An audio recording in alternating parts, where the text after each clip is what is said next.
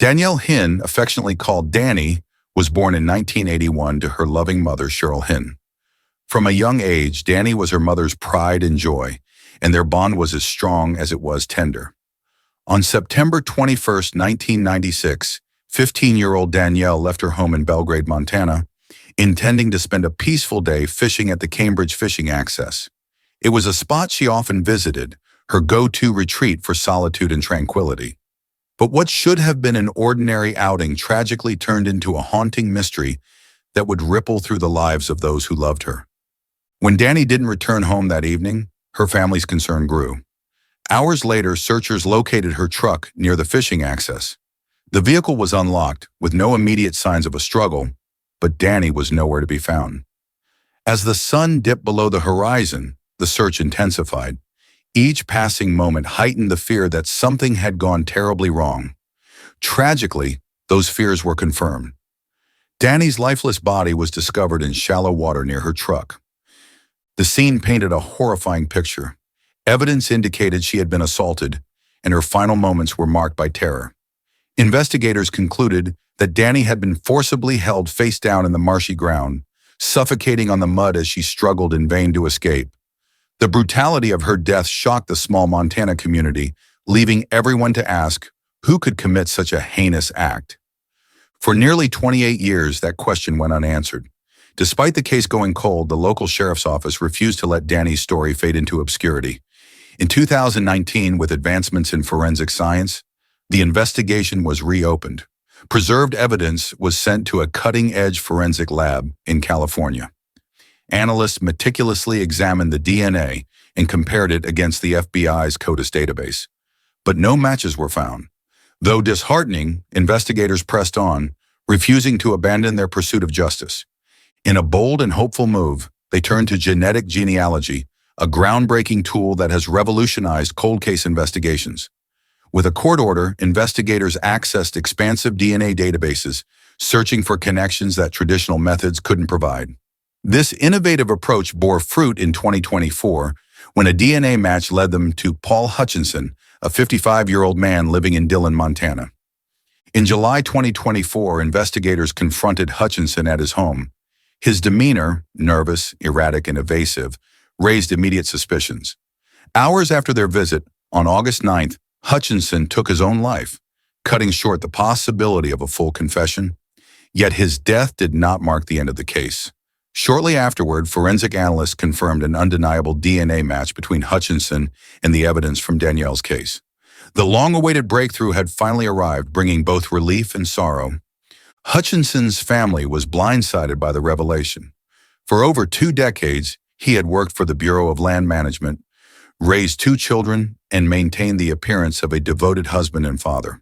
His wife, Chrissy, issued a statement expressing the family's devastation.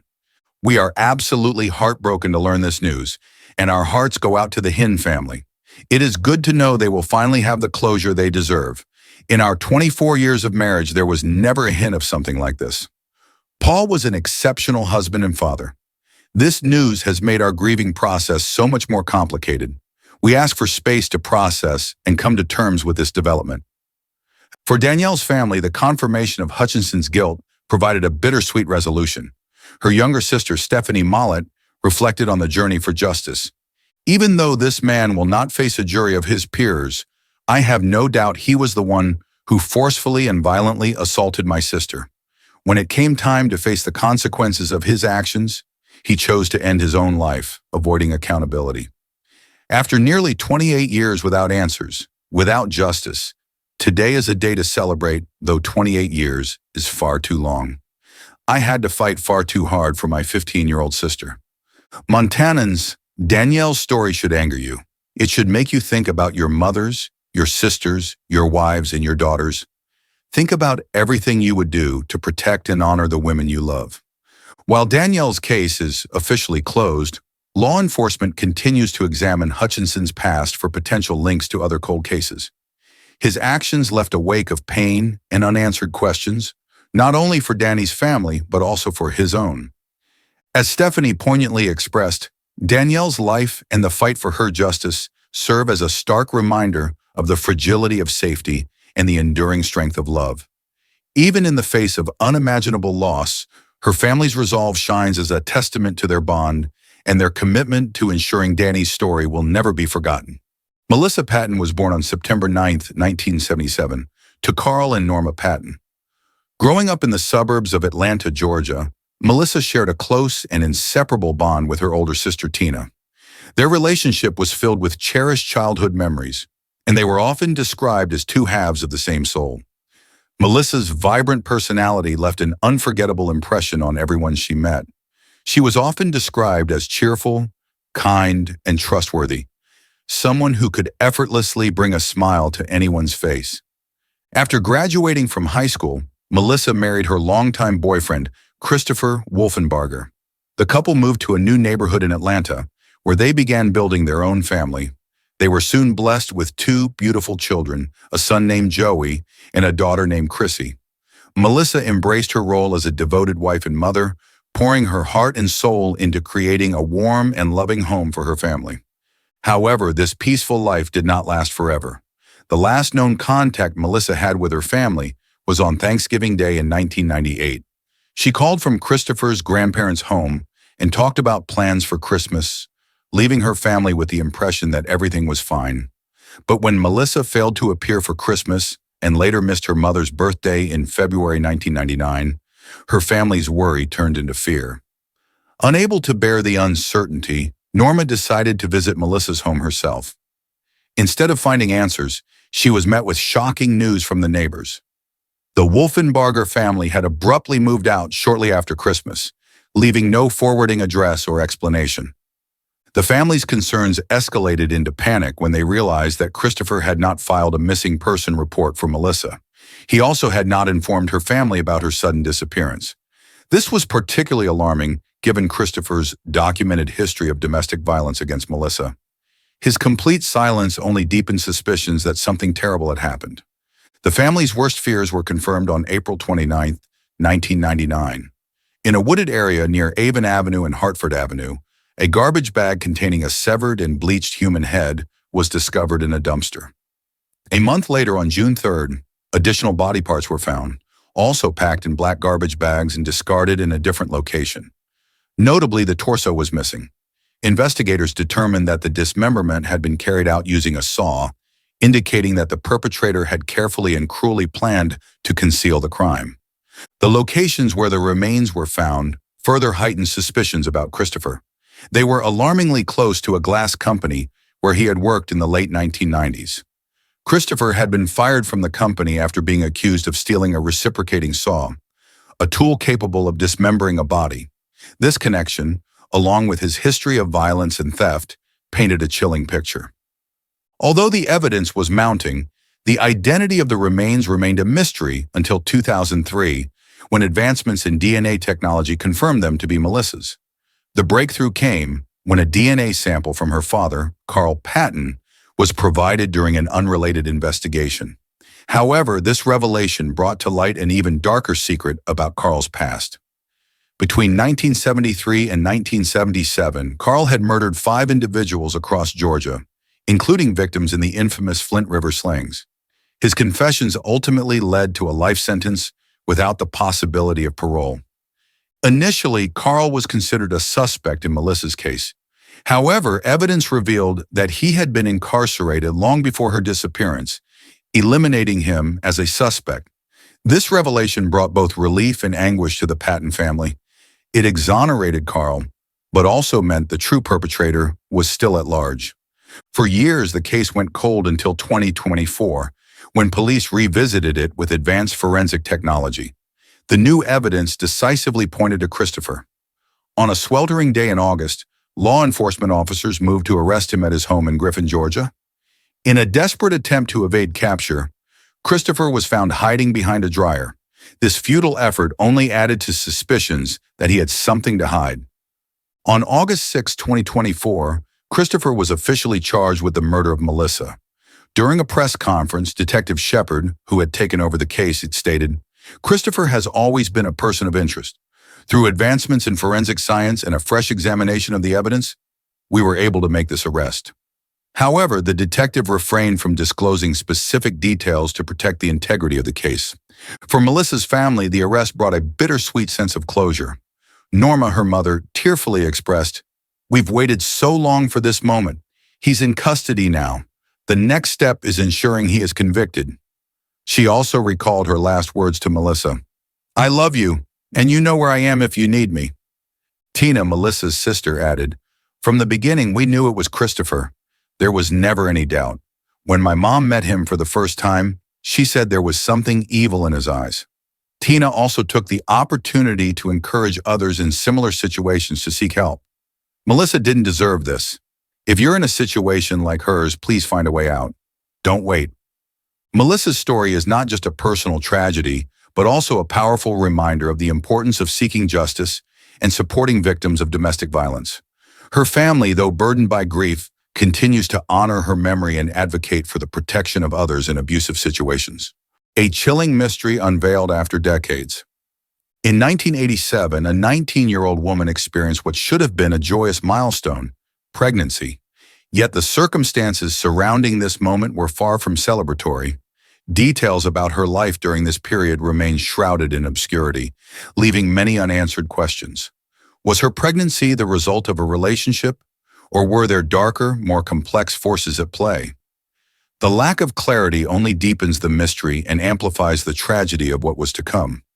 In October of that year, a man rummaging through a dumpster behind a business on the 5400 block of La Sierra Avenue in Riverside, California, stumbled upon a horrifying discovery. Among the discarded trash lay the lifeless body of a newborn baby girl.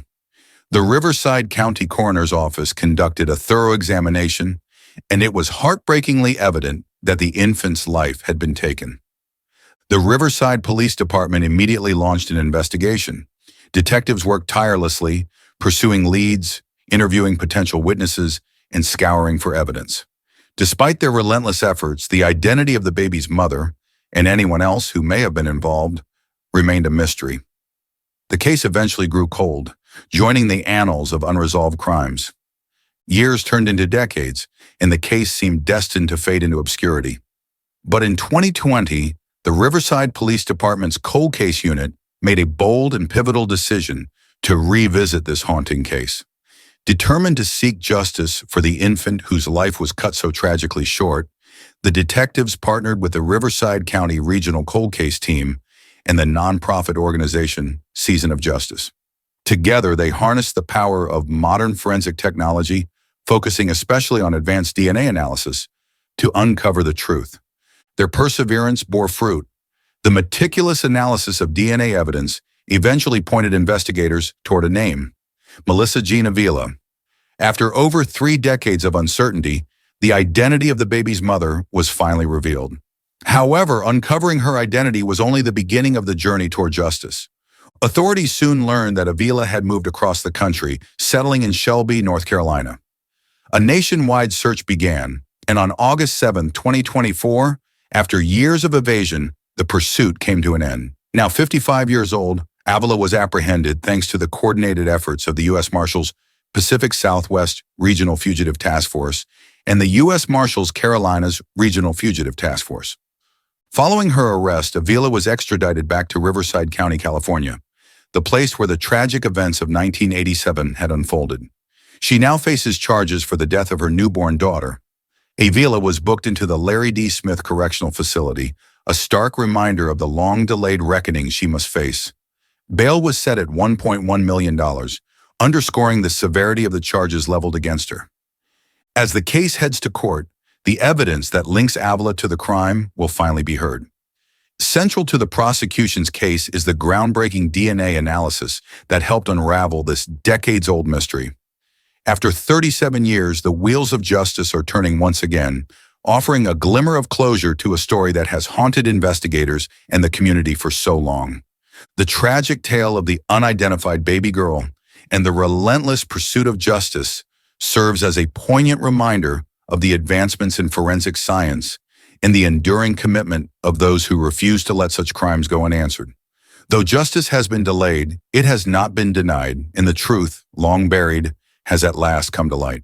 A tragic night in Winnebago. The decades-long mystery of Wayne Pratt's murder. In 1963, Wayne Pratt, a 24-year-old gas station operator at the Enco gas station along U.S. Highway 41 in Winnebago, Wisconsin, was known for his kindness and dedication. Deeply loved by his community, Wayne was also a devoted husband to his wife, Marie Pratt. Their quiet life in the small town, about 60 miles southwest of Green Bay, was filled with simple joys and unwavering love. However, the night of June 12, 1963, would forever alter the trajectory of their lives and cast a dark shadow over the community. That evening began like any other, with Wayne relaxing at home and watching television.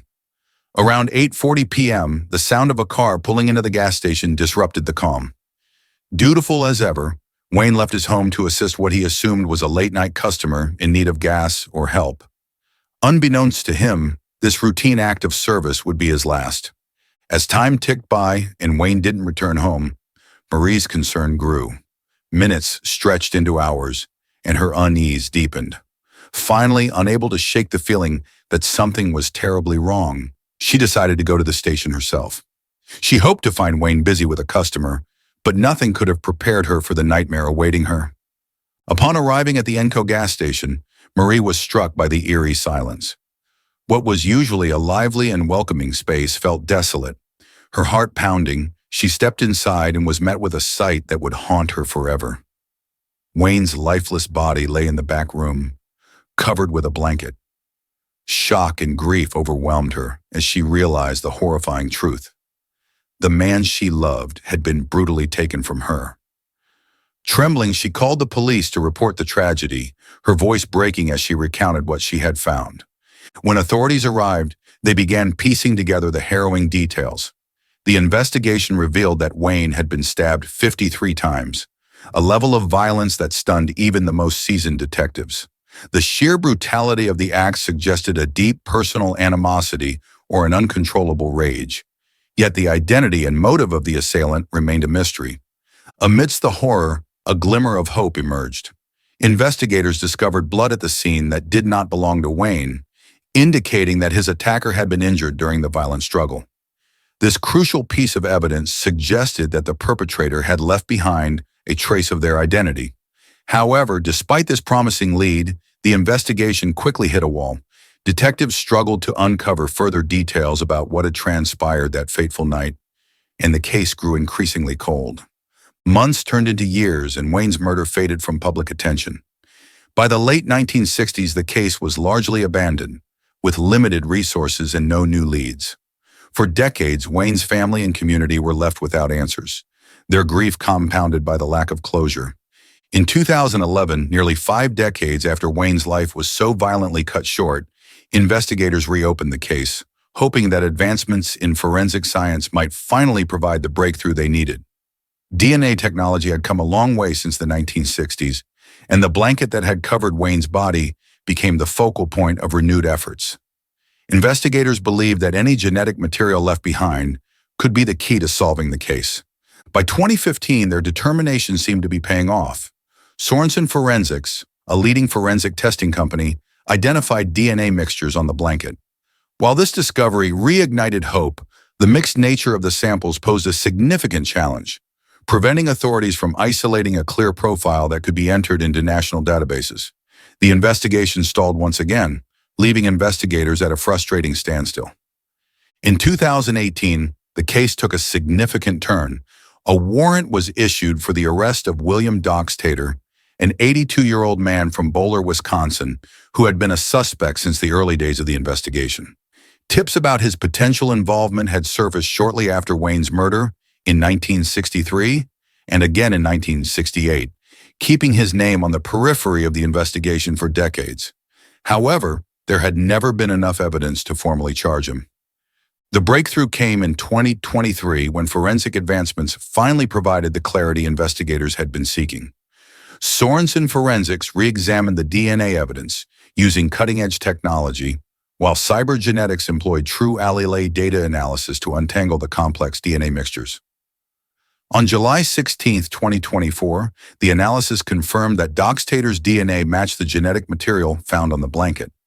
The statistical certainty of the match left no doubt, Doc Tater was the man responsible for Wayne's death. This revelation brought both relief and heartbreak.